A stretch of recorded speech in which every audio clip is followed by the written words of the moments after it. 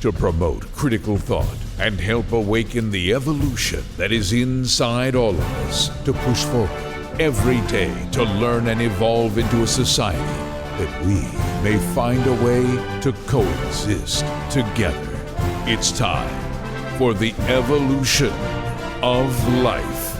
And now, here are your hosts, Phil Furman and Tyler Munoz.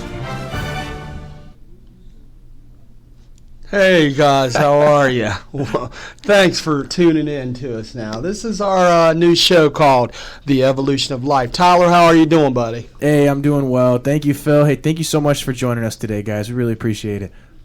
You know, that opening, if that voice sounded familiar to you, it's because... Incredible. I know. It's my childhood friend who, when he was that young, he was always talking like that. He was always like, Phil, what do you think we should do to us? I'm like, let's go throw rocks at the creek. So who would have known years later, you know, I know you know him different as I know him because... Wes Johnson, Yeah. man. How do you know him? Dude, Wes Johnson, and I'm pretty sure most of our audience is going to know him too. This guy is the voice behind so many Skyrim characters, so many characters in Oblivion, so many of the video games that you've played, so many of the sports intros that you've watched. If you're into hockey, if you're into football, this guy's all over voice acting, man. He's done so many commercials. If you've ever driven your car, you've probably heard his voice. Dude, it's incredible, man. This guy's awesome, and he's such a nice person too. It was incredible meeting him, man. Thank you, Phil. Well, you know, the funny thing is, Tyler's talking about voiceovers. You know, the first time I knew Wes did voiceovers, but I didn't know how big he was till my son was like, Dad, I know that voice. And then, you know, my co-host here, he almost loses his mind. He's like, dude, this dude has talked to me at 3 a.m. Literally. You know, when people are playing the video games. Literally. So, but Yeah. I know him, and a lot of you who don't know him through the video games know him through the other side of the sports world. This guy is the voice of the Washington Capitals. And I'm going to leave you with this. Let's bring the Fury! Wes Johnson, our man. We love him to death. Thank you, Wes. Wes. Thank you so much. Well, you know, this is The Evolution of Life, and one of the things we want you to know, my name is Phil Furman. I'm a retired football coach, history teacher, worked with a major college program in the football department, was an athletic academic tutor, and now I am a social media influencer.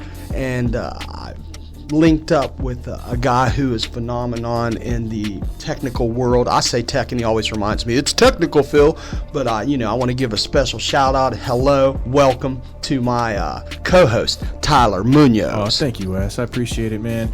I am a former street rat / Goonie turned IT nerd, staunch libertarian, big huge fan of freedom, and thank you so much for joining us, guys. Yeah, I met Wes. I started just repairing a couple things for him, helping him with his iPhone, some studio equipment he wanted.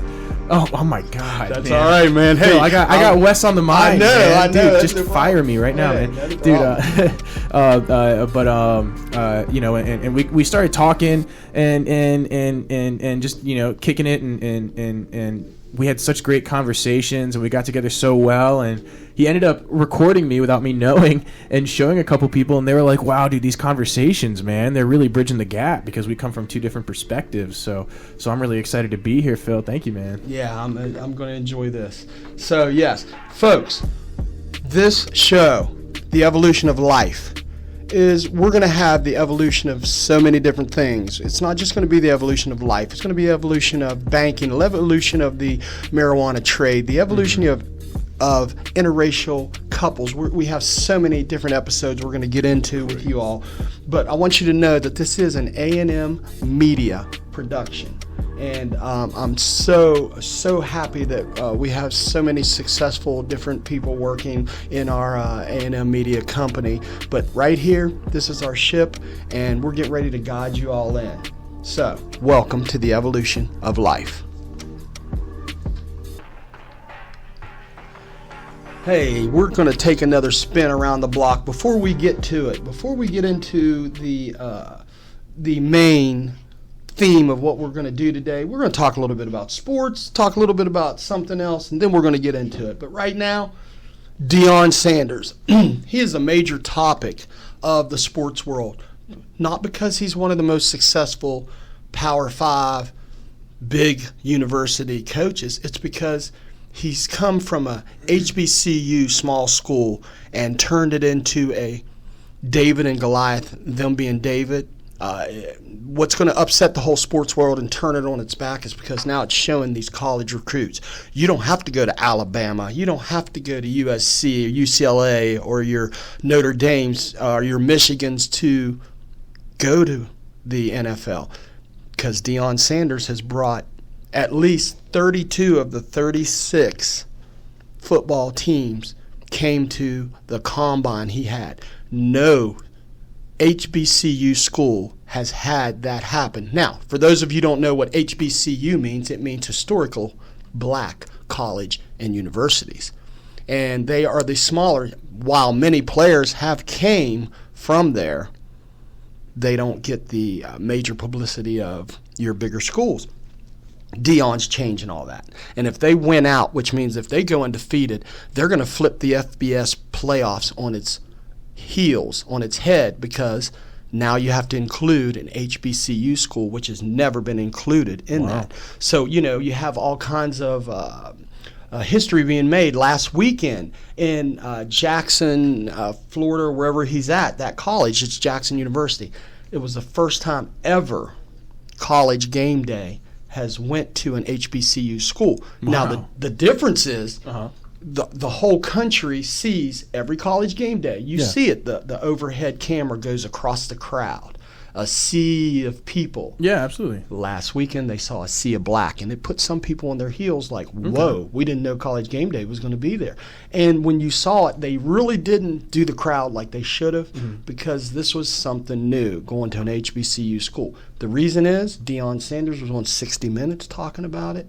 Deion Sanders has been very vocal. Yeah. And if he can start getting big recruits off of these big universities to come to these HBCU schools, you're going to see a different kind of football at these big Power 5 schools, because Interesting. Okay. you and I have talked about the genetics of players, cultural and all that. There's going to be a difference in a few years if these more colorful players start going to the HBCU schools. So with Interesting. that, Okay, cool. I'm going to leave you with that one, but also we're going to keep moving, but Herschel Walker, great football player years ago. Yeah. And we're not talking about the color and culture of athletes right now, but we all going to get into it. We will get into it in this evolution of life, because they're really pulling Herschel Walker over the coals because of this whole he had an abortion in college. Well, I'm just going to say it. There were many football players in different colleges that had abortion back in the day. Right. The only difference is Herschel Walker's now running for a political position, and Right.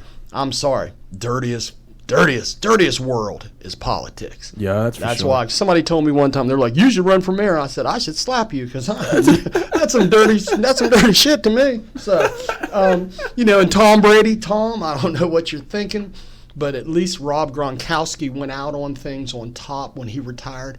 And Giselle told you, that's Giselle, the former model, European model, Tom Brady's wife. She said, "Tom, if you don't retire after you won this last Super Bowl, you're going to go flat, you're going to go downhill, and I'm going to leave you."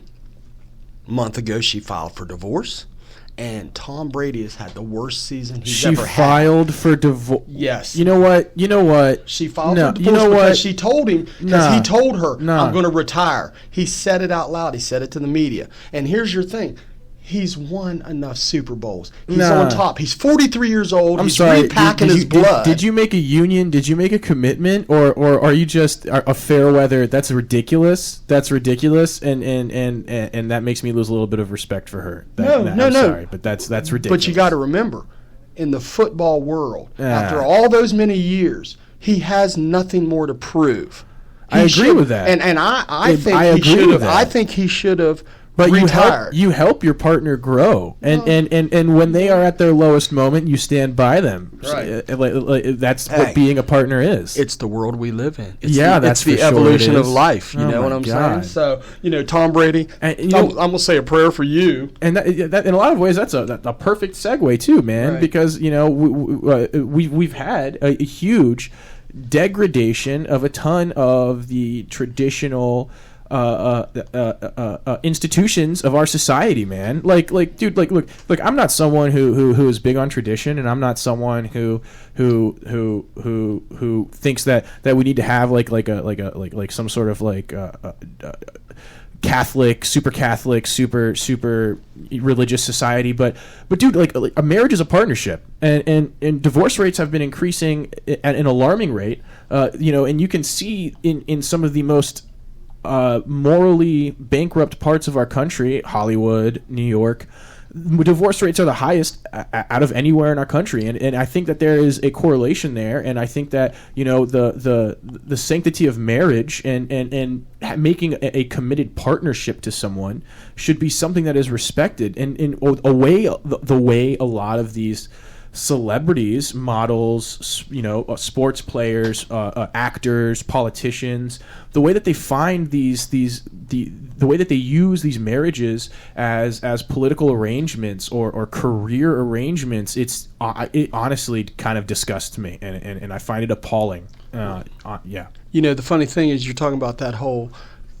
marital, and here we go, folks. Now, Tyler's 30. I'm 61. Mm-hmm. Yeah, so we're both going to be going back and forth on the decades of what I've gone through as to him. Now, as I was growing up, yeah, 1 out of 20 marriages, then in the 70s would end in divorce. Wow. In the 80s, wow, 1 out of 10. Now, I got married my first time.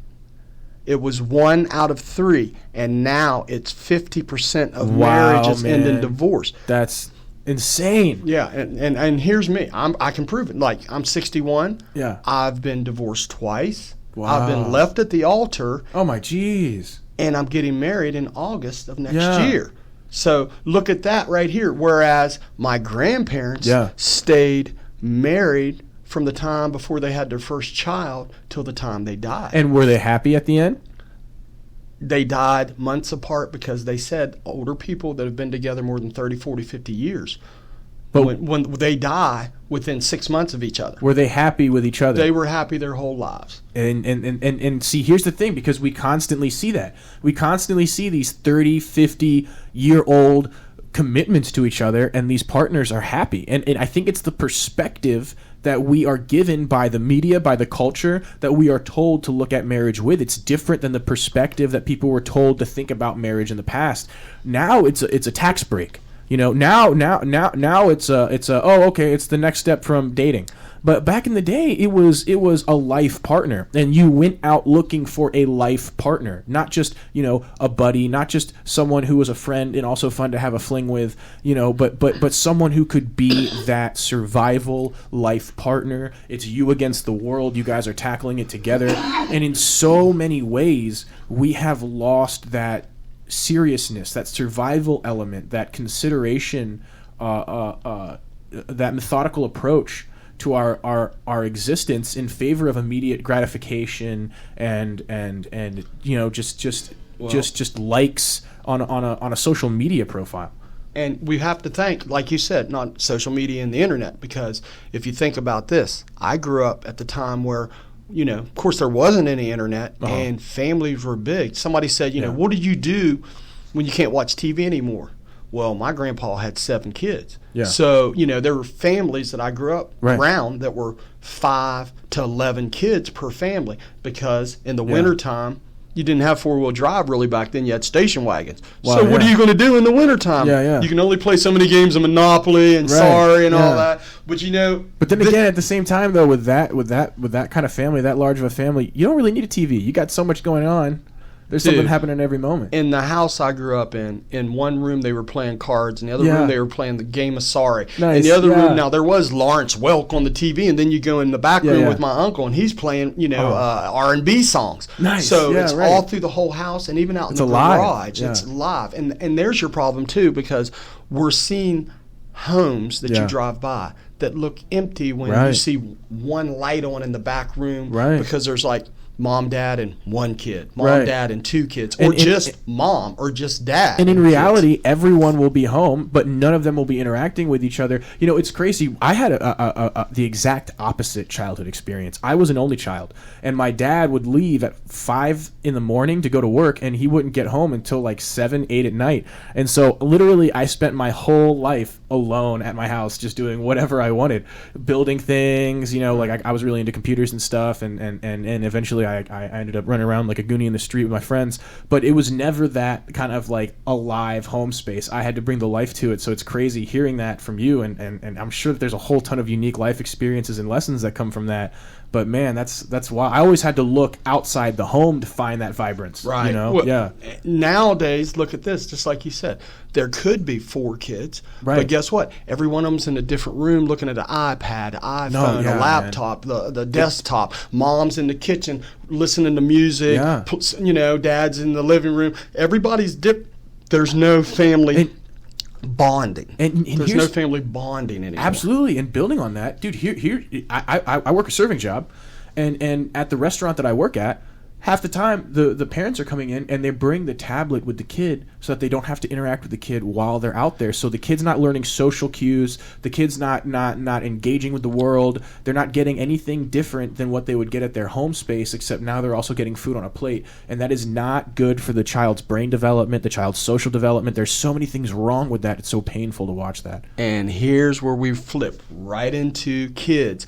Kids, you know, Tyler and I were talking about it where, oh, you know, kids getting beat and all that. And, you know, there's 2 sides to it where somebody's going to be, oh, my God, I would never hit my child. Well, I grew up in a society where it was, you know, maybe over beaten, but to go right along with what you said, Tyler, Yeah. you talk about knowing social cues. If Mrs. Brown walked into the door, you better say, hi, Miss Brown, before your grandparents smacks you in the back of your head or your parents Right. and says that. Right. So there's your difference of why kids get beat and why kids Yep. didn't. And, you know, we were talking about this of my day, paddles with holes in them, aerodynamically, Yeah, way yeah, back in the yeah. day. And that's what I went through. But And that's here's, also- that's here's your also what I difference. went through, though. Yeah, but here's Yeah. your difference. Nowadays, in the old days, you spank, the bus driver would give you paddling, the Right. teacher paddle you, the principal paddle you, and when you got home, your parent be like, oh, you got paddled today? I'm going to whoop your ass for getting paddled. Yeah. Nowadays, they're like, oh, we're going to school because nobody should be touching my baby. That's the problem. Yeah. Somebody needs to touch your baby, especially if he's acting bad. And see, the difference between when you were a kid and when I was a kid, it was illegal for that to happen outside of the home. But my dad was a pretty old school dude, and I had a paddle that had the aerodynamic holes drilled into it, named Mr. Uranus Brain, that I saw first thing in the morning when I woke up every morning, right on my dresser facing me. There you go. Yup. That's crazy. Yeah, you know what?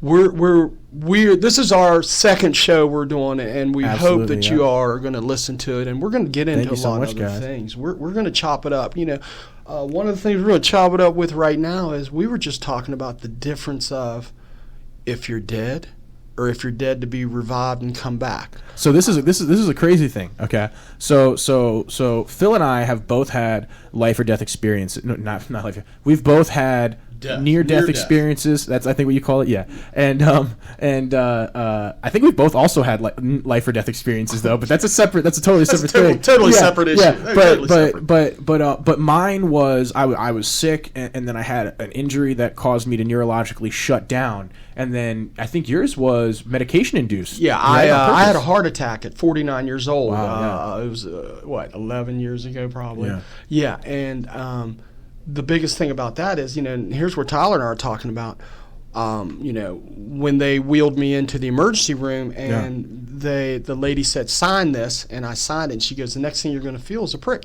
And after that prick, you know, people are always talking about when they die and when they go through this, that they see the light, they see God, they see whatever.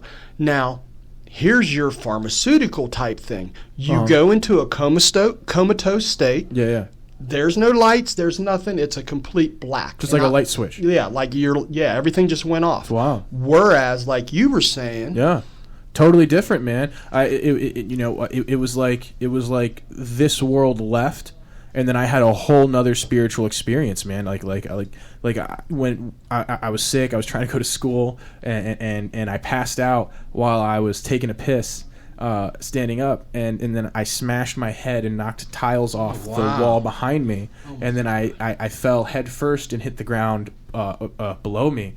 And so my whole body shut off for 30 seconds. My brain, my whole everything shut down. I died for 30 seconds. And my experience during that period of time was I was on a roller coaster. And it was like this like green and red roller coaster, and I was flying through all of like the different spirits or consciousness, and I could hear everyone's thoughts. It was like the world didn't exist, but all the people's spirits or all the people's consciousness around me existed and made up the world, and I was floating through it. And then eventually I popped into one of these spheres, and I felt like I was hearing all of the thoughts of the entire world, future and past, at once. And I started spinning faster and faster and faster, and then I was like torn atom by atom, and then like smashed back together and boom, thrown back into the world. And I woke up, and then there was my dad crying over me, and he thought I was dead. He was like crying, and then I wake up, and he was like he just like, I see his face like shock. He's like, what's going on? And then it was confirmed by a neurologist later that I had totally shut down. And yeah, so you were in that realm. Just what you were saying, it's like that in-between. He was in the in-between realm. Yeah. Well, now let me tell you, and we're going to move on right after I say this, is my brother who passed, love him to death, my younger brother, 1 year younger. He died at 49 years old, never made it to 50, But, the thing with him is he was an atheist. He was a known atheist. He grew up, after we grew up in the church, of course, he detached from it, but he was like, I don't believe in God, all of that. Yeah. Now, when he was in a hospital in Parkersburg, West Virginia, and they had him on the resuscitator and everything, we got him moved from there to the WVU hospital, and when they pulled the resuscitator out, of course, they got him revived a little bit. So when they put him in the ambulance and he was driving away, when we got to the hospital a few days later, and he was like conscious and talking to me, he's like, hey, Phil, he goes, I'm going to pray to God, because I said, what? It shocked me when he said it. And the thing is, he goes, as I was leaving, the devil tried to reach out to the ambulance and wanted me. That's wild. As I'm leaving, he looked at me and he goes, it's not time for you yet, but I will have you. Jesus. And then he dissipated into the smoke. And I'm like, Dave, he goes, listen, I'm not bullshit, man. It scared the hell out of me. And he said, for me to say, God, please give me another chance. And he prayed. We prayed right there. Yeah. My brother never prayed. So the whole spirituality of it is, we never know when we're going to need that. We never know, because you think about it, nobody knows the troubles that you've seen. Nobody knows what you've gone through when it comes to your spirituality. You got to get right with God, because you never know when your moment's going to be. You walk through the forest and hit your head, and all of a sudden you're laying there and stuff happens. You're in another realm. Absolutely. You don't know it. Hey, I have a similar experience too, man, because so I was an atheist, and even after this near-death experience, I was an atheist after that for years to come. And then it wasn't until my first shroom trip, my cousin gave me an eighth, I ate, and then I drank an eighth worth in tea as well at the same time. And, I left my body, I left the third dimension, long story short, and I met the face of God, and I saw the face of God directly, and I couldn't speak for 2 months after that. It was insane. And I learned quantum mechanics, the relationship between multiple dimensions, and just so many things from that experience. As an atheist, to within 2.5 hours learn that I was wrong about everything, because I believed in random theory and so many things, and just it was mind blowing, man. So I relate. People, Tyler and I are finding out new things about each other, and one of the things that I know, sitting here looking across the table at him and the way we've talked, he's not bullshit. And I know this to be true. He's not that type of guy. So when we know that people have had different spiritual experiences and have gone through things, nobody knows what the troubles we've gone through. Just remember that. Remember that, people, to stay positive. Yeah. So you know what? I think what we're going to do today, because we've really done a good job, rather than getting anything more, we wanted to give you guys a little overall synopsis of how our show's going to go, and we hope you really enjoy listening to us. Pretty soon you're going to be able to call in. We're going to do a couple live shows. That's going to be exciting. Yeah, really. I want to talk to people. I want people Absolutely. to talk back to me because they're going to hear what we got to say. I want to hear what they have to say. I'm not afraid to keep it real. Yeah, You know what I'm saying? I hope you guys enjoyed our little pilot episode. We've recorded an episode before this. This is the second one we've really recorded, but I think this is a really good sampler platter of the type of things that we're going to get into here in our dynamic. Yeah, I agree with it. And you know what? I could not have a better co-host to host this show with me. He is definitely my yin to yang, tick to talk. We are definitely, black and white, and you don't know which is which. We are definitely Cubana African. We are definitely everything the culture says we cannot be. We're old, we're young, we're smart, we're tech savvy, we're world savvy, and more important than that, we're friends and we appreciate each other for our differences. So thank you guys so much for joining us, and we're gonna close out on one of my songs, "Growing Pains Part 4." Thank you so much for listening today, guys.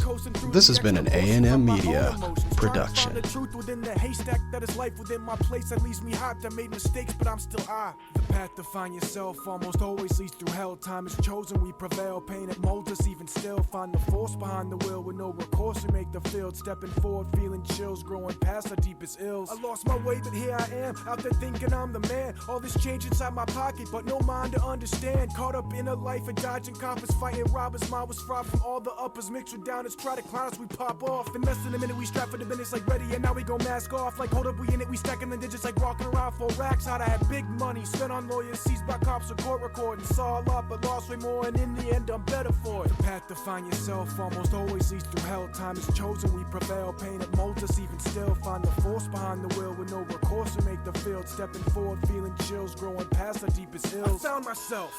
Reached in deep, still was broken. Well, I guess my time was chosen. Working past this fettered ocean. Insecurities, thought debris, a puppet, dirty effigy. Was luck that had me thinking I was God, so karma beckoned me. Trying to piece what's left of me.